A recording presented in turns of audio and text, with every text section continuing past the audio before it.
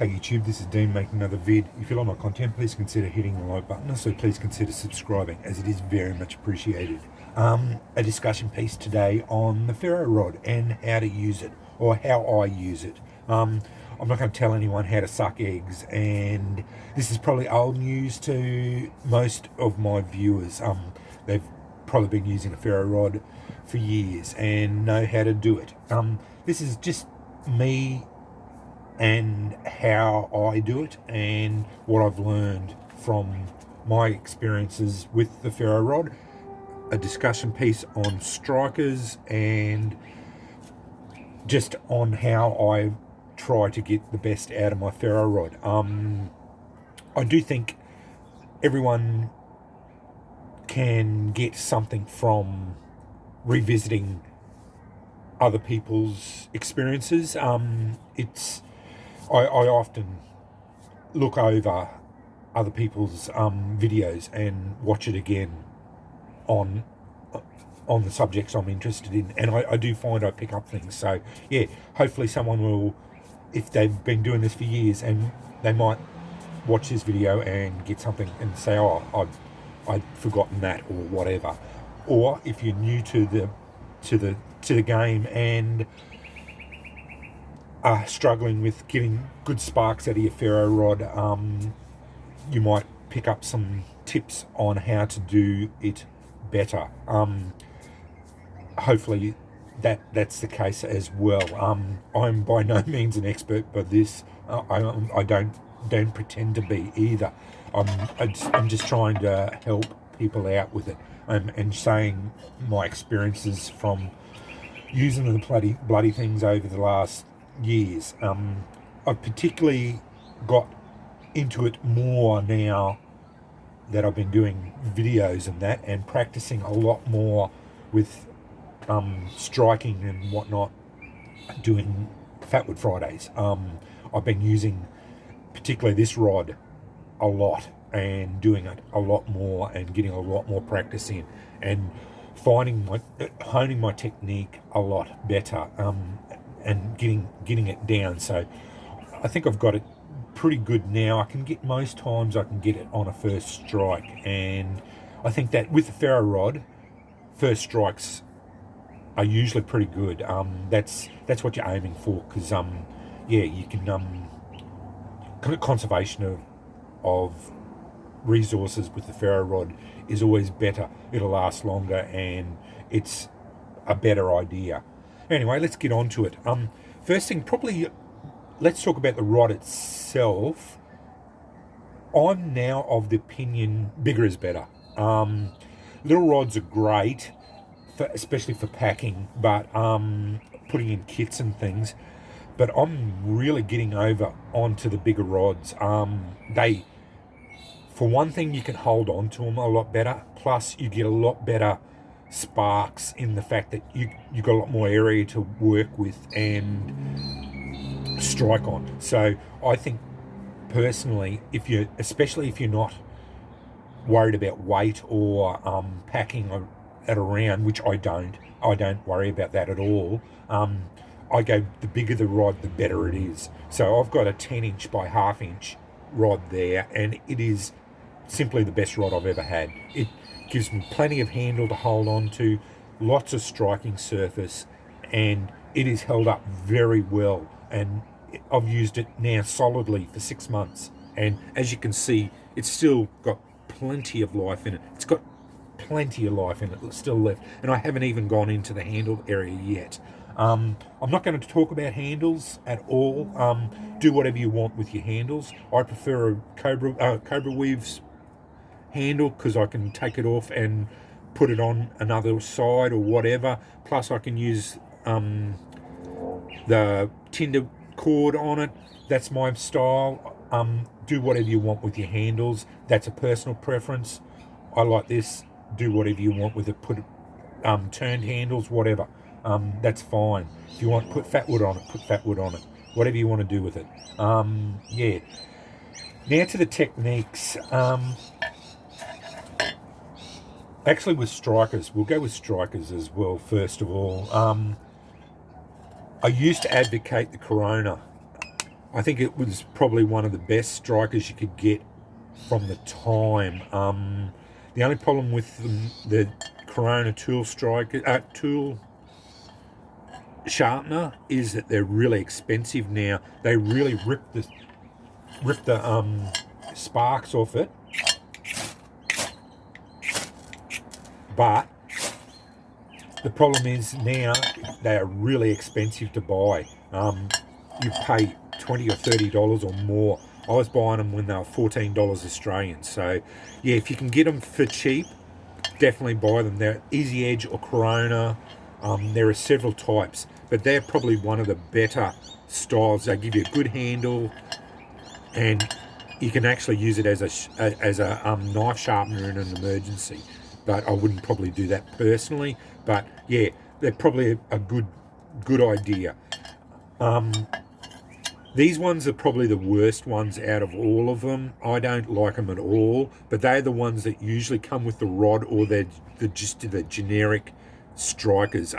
They do work, but I don't like them much at all. I'm getting pretty good sparks with them, but I don't like them that much. They're just the generic striker that comes with most rods, or you can buy them cheap on the internet. Yeah, as far as they're concerned, if you like them, that's fine. You do you. But yeah, I prefer to go with a separate striker or use your knife. That's one thing I don't do. I've got a bit of charcoal burning there. I don't advocate using the knife at the back of your knife. I've never have, and I didn't even bring a knife out to show it. That's one thing I don't do. I always use a separate striker. I just don't do it. It's as simple as that. It's one thing I won't show. So yeah, I just don't do it. This is my second most preferred striker. The Beaver Bushcraft Combo Striker. I love them. They are fantastic. If I wasn't using my high-speed steel strikers, I'd reuse these ones. I like them because you can use it as a flint striker. Go onto a sharp edge. No dramas.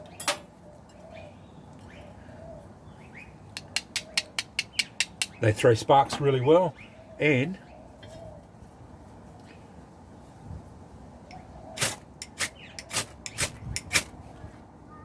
no problems whatsoever. So I love them. They're fantastic bit of gear.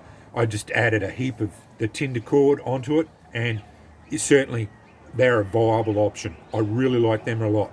I've got a couple of these now, and I'd certainly like that idea at all. Completely. I'd put that in a kit, and with a ferro rod, you set up, put a piece of flint in as well. My preferred option, high-speed steel striker. High-speed steel striker, yeah, or scraper, or whatever you want to call them. I went with the big one. They rip the spark out of them. They're just a lathe bit. Buy them off eBay. They're cheap. They're no dramas whatsoever. I just put a Cobra Weave handle on it. Gives you plenty of grip. I think that's a 200mm long one. They're really cheap. Then they don't cost you a lot of money.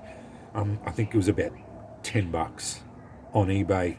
I just matched the color on my rod, and they've got really sharp edges. They're made out of carbide bit, and they work really well. I think they're probably the best one for the money, for the bang, for the buck. This one, they work really well. And that brings me to technique. I actually learnt this technique off Redneck Renegade or Nathan 4071. So I didn't come up with it myself, and this is probably the best technique you can use. I also learnt a lot of this off other people as well. This is nothing new, and I didn't come up with it. So yeah, it wasn't me. with ferro rods, what you're doing is you're scraping a bit of material off your rod, and it's the more material you're getting off that rod, the bigger your sparks will be. So that's what you want to do. The idea of it is put your striker on your rod. You want to use as much of your rod as you can. So use the entire striking length. This is what I do anyway.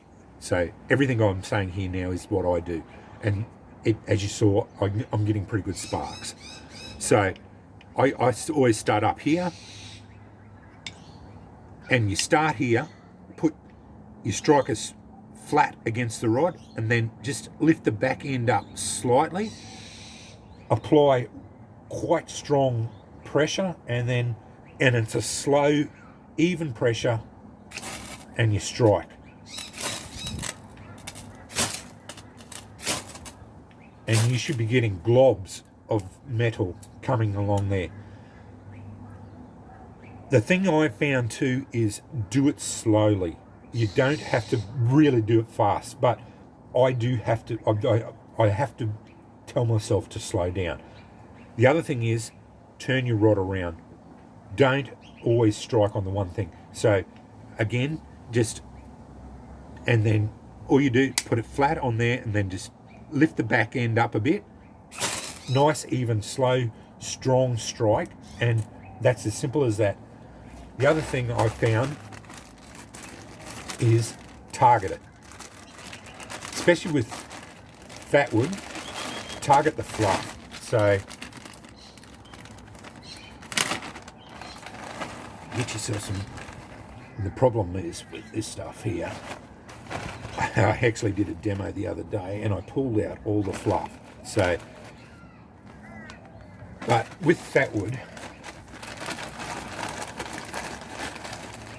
I always try to make a bit of fluff. So, and this one's proven me a lie today because there is no fluff on there and I haven't bought it. I'm not going to use that one, but if you can find yourself a little bit of fluff, so target that. Put your striker down on it.